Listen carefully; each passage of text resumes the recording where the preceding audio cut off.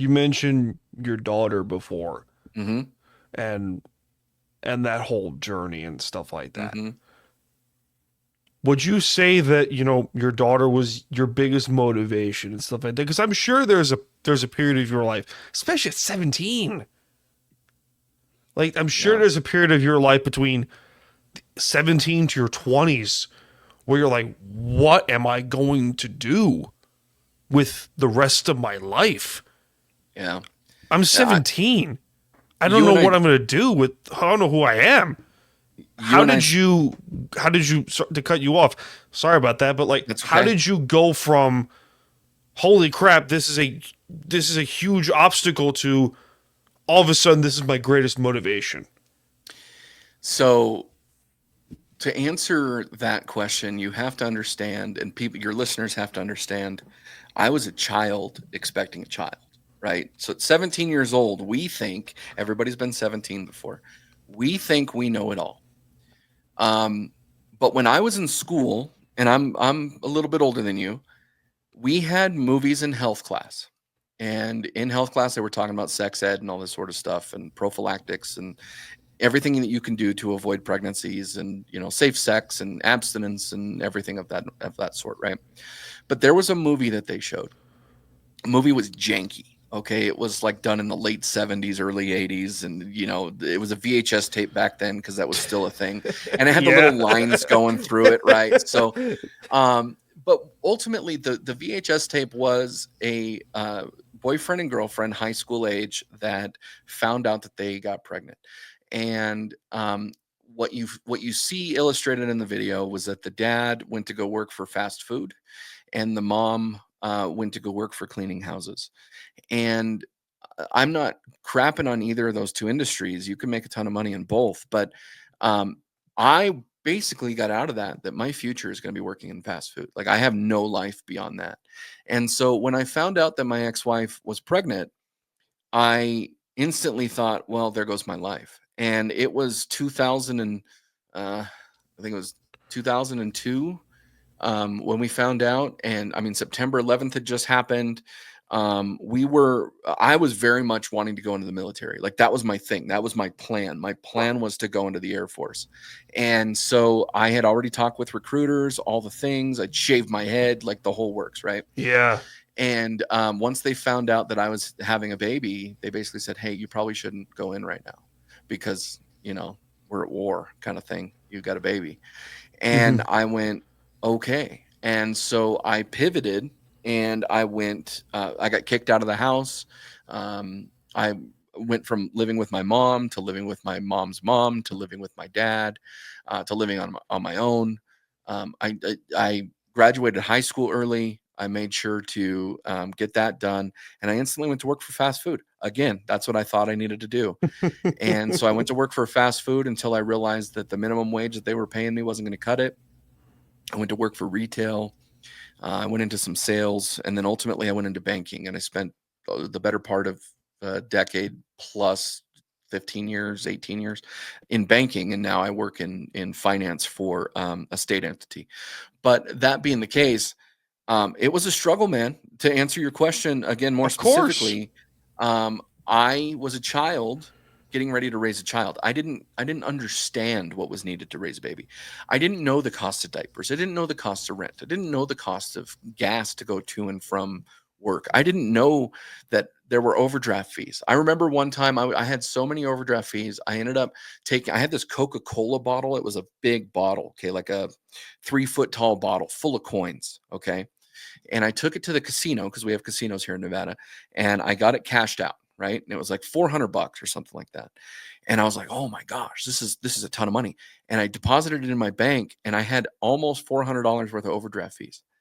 And No so I didn't way. have any money. Like once it was all done, I didn't have any money. These are the things that I didn't know, right? And so then you go, well, if the baby's crying, what does that mean? Is it hungry? Does she need to be changed? Does she have teeth growing in? Like you don't know any of these things, right? And so Yeah. I graduated high school. I got married to her mom. She graduated high school, and then our agreement was, hey, you go to college, meaning her. You go to college, get your degree, and then I'll work. I'll figure it out. I'll figure out how to do it. And that basically worked until she got her degree and we got divorced. So it is what it is, right? But Yeah, in that it's like a bowling ball. It's like it's hit you in oh, the face. Indiana Jones, dude, straight up. And Oh so my god. Yeah. I had to deal with a lot of things. So not only was I a young dad, not only was I trying to raise a child, not only was I trying to do all of these things, I also had to figure out adult problems like divorce, adult problems like child custody, adult problems like child support, paying child support, right? So my story is very complicated when it comes to those because there's a lot of times that I can point out and say, I overcome this and here's how, or this was the struggle and here's what I faced and all the things. And I'll tell you, here I am today. My daughter is going to be 23 this year. Woo! I have zero regrets. I would do it all over again, as tough as it was. She's my everything. She is the literal best person in my life. She's an absolute That's sweetheart. awesome, dude. She just started her own business. She went and got I, her s- trade education. I So saw that. Good for she's her, doing things, seriously. man. Yeah, she's doing it. She is, and she's engaged. She's actually going to be married next Yeah. year. I like my future son-in-law. So things are good, man. So I feel like there's this story that impacts people, whether you know somebody who was a teenage parent, mom or dad, whether you have relatives who were a teenage parent, whether you're a parent and worried about the consequences of some of these things. I think that there's a lot of things that I can touch within this book that allow people to get a glimpse into my life, not for any sort of martyrdom or celebration.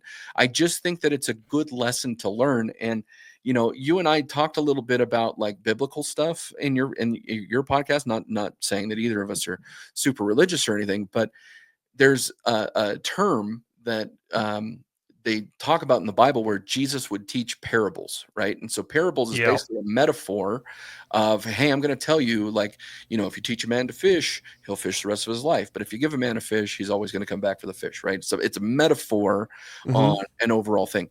And I think I have the ability to illustrate a lot of metaphors and lessons that I've learned throughout this journey. And whether anybody's impacted by teenage pregnancy or not, I think that people can still walk away with some lessons that I have to share. Which was going to lead to another question before you went up and said, "Hey, I don't regret anything." Like, if you could go back in time and say, change one thing in your past. I asked this question here and then to certain people Yeah. and stuff like that, where they feel some regret or they feel some kind of like, oh my god, I wish I didn't do that or blah blah blah.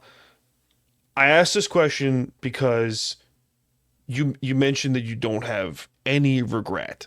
But if you could go back in time, not saying you would, if you could go back in time and change one thing in your past, what would it change? But before you answer, that thing made you the person who you are today. Would you still hmm change it? No, I think that there's some things that I would modify. I don't think that I would change things to change the outcome. Like, um, I'll give you an example, and then I'll answer the question again more specifically. Hmm. But when my ex-wife, when I found out she was pregnant, I did the typical guy thing, okay? And I went, "Whose baby is it?" Right? And she's like, "It's yours." And I'm like, "How do I know?" Right? And all I was doing was trying to deflect the responsibility. I was scared, right? Yeah, And of so course. in that, I was also a big proponent for abortion and a big proponent for adoption. Again, both, not for any other reason, was I was scared of the consequences. I didn't want to work fast food the rest of my life. I didn't want to know that my life was over at 17 years old, right?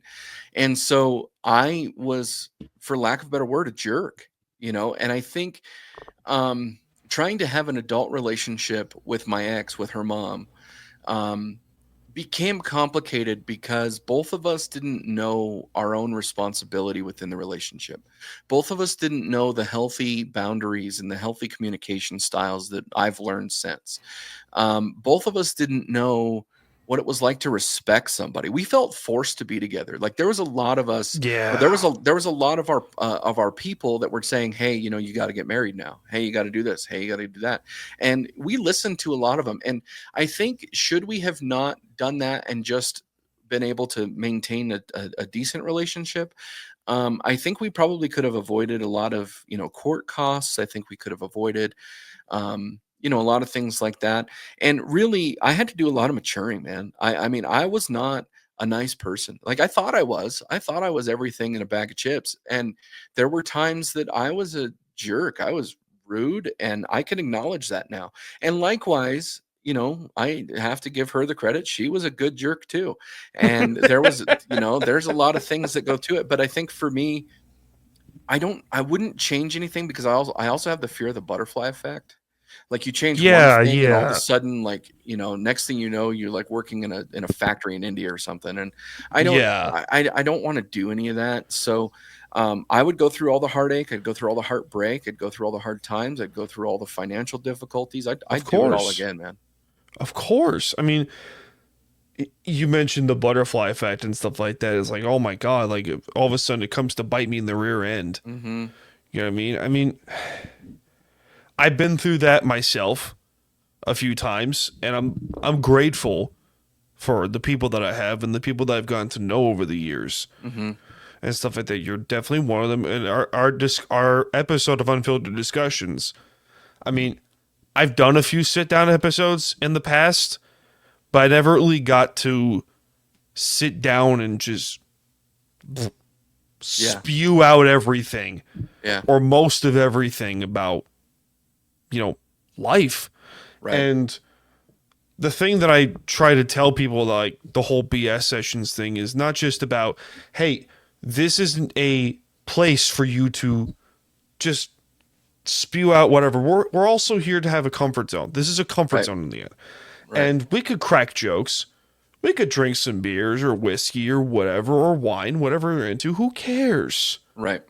But at the end of the day, if you're comfortable talking about whatever's on your mind, I encourage that, and I'm also proud of you for that because, speaking from experience, that isn't an easy thing to do, Right. and especially going through the journeys that, I've gone through, and especially you've gone through. We can all be proud of something and look back and go, you know what? I did that. Yeah. I Yeah. did all that. And you did all that. Like, you should be, I don't know if, like, where the proudness level of you is in the regard. I'm pretty sure it should be, or pretty sure it is up there. Of You like, know, holy crap, I'm proud of myself for doing everything I did. this is what is it? Men's mental health month, right now. Sure. Yeah. And I did a podcast last week, a guest spot on there. And we had just touched on it briefly, right? And men, there's different generations of men. Like we think of men that served in World War II or World War One, very stoic. They never talked about the battles that they went through, both figuratively and literally. Mm-hmm. Um, and you can see what effect that had on the Vietnam generation, Yup. really not being able to talk and dealing with post-traumatic stress and all of those things. And I think as generations have passed, I consider myself a Zennial, so I'm a millennial and Gen X at the same. I'm right on that border. Like a dead smack in the middle. Yeah, I'm for people that want to look it up. I'm the Saved by the Bell generation. Okay, and so Great reference for those who listening.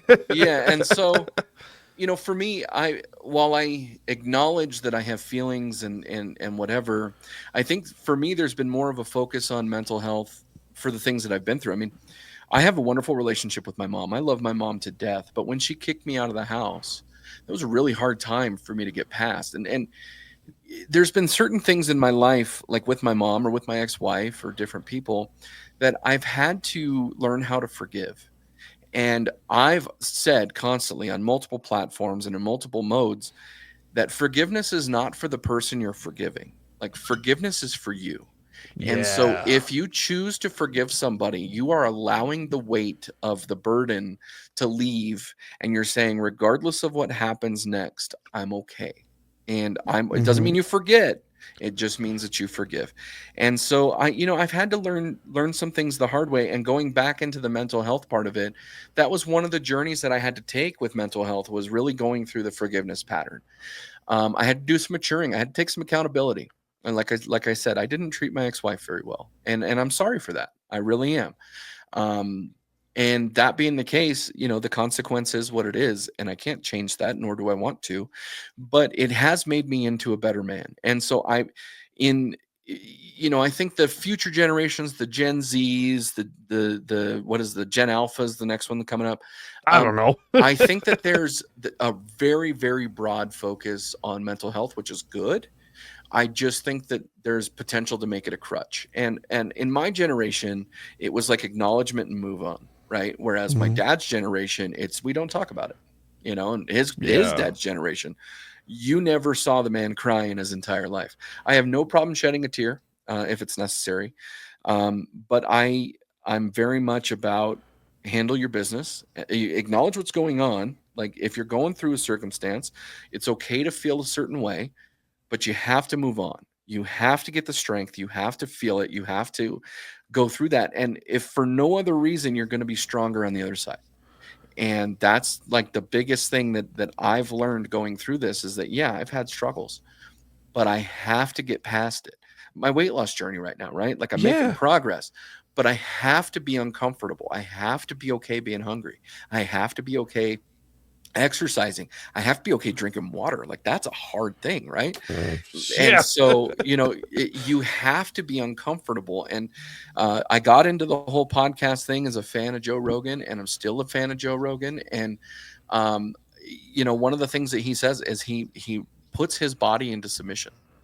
If for no other Yep. reason, then he needs to his body to know that it has to be submissive to his mind. And that's Hmm. kind of where I'm at right now. Like I need to be okay being uncomfortable, and that's perfectly fine. And I think that's a good lesson for people to learn. Be okay with being uncomfortable. That's a good one. That should be a t-shirt or a Right, hat. right. Seriously, or a hat at this point. I mean, I'm going to go back to the very beginning. You're 17, 18 years old. I mean, can you recall at a certain point where you were like, man, I'm considering, you know, checking myself out. Has that ever crossed your mind and stuff like that at that No, point? I went through Good. I went through really two really bad breakups. One with my ex-wife and the one with my ex-fiance. And in both of those, and I think you can probably relate to this, Dan, because we've talked about this before. But um, in each of these two relationships, and I've had other relationships since, but in each of these two relationships, I sacrificed myself so much for the betterment of the relationship, or what I thought was the betterment of the relationship, Yup. that at the end of it, I didn't even know what my favorite color was.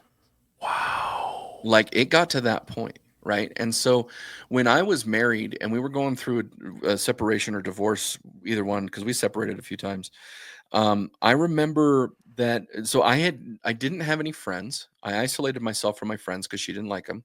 I isolated myself from my family because she felt uncomfortable with them. Yep, I've been through that. And so I really was very independent, but I was codependent. Like I was super dependent on her. And I remember getting out of that, and I went to a movie with my dad, and the movie we went to was Wedding Crashers. Okay, so we went No in the movie theater. kidding. And the whole part where he's like the whole motorboating part on the staircase, if you remember, Yeah. he's like, "You motorboater," and I laughed so hard. I found my voice. I found my laugh. And it sounds so stupid, okay? But I found my laugh. And I laughed so hard that even 10 minutes later during the serious parts of the movie, I was still laughing. And the whole That's theater was beautiful. laughing because I was laughing. That's And beautiful. so, I had to find myself. And not so much in the next one, but there were parts of it where I mirrored that. And I lost myself, and I was able to get myself back. And since then, I know healthy wise how much of me I can sacrifice, and I also demand that I'm going to be me. And like, there's things that Hmm. you can do, right? Like if you're a, I don't know, if all you're going to do is just sit on the couch and eat pizza all day, right? And your lady doesn't like it, then maybe that's the righteous thing for her not to like, right? But Yeah, if you probably reason. suffer from a medical condition and she tells you, well, you can't suffer from the medical condition anymore, like that, you literally can't stop that, right? So Yeah. you have to understand a healthy balance of what you're able to put and sacrifice and Hmm. tolerate.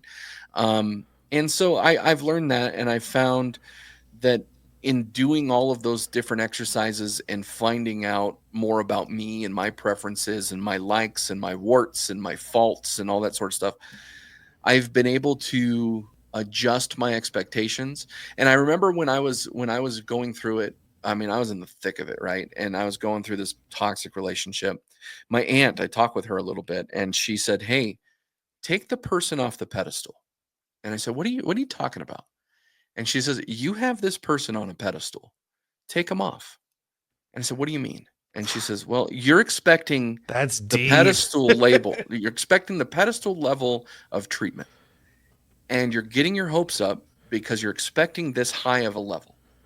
If you bring your expectations down, Yup. then when they meet your expectations, you're happy about it. But if they don't meet your expectations, then it's probably a minimal thing now, and you're just like, well, that doesn't matter anymore." Yeah. And that took me a long time to learn, man. And I'll tell you what, I don't put expectations on people at all anymore, relatively at all anymore. And I feel blessed because of it, because I'm able to have wonderful relationships with a lot of people. And I don't care if they return a text. I don't care if they return a phone call. Oftentimes, the people that are in my life invest just as much as I do.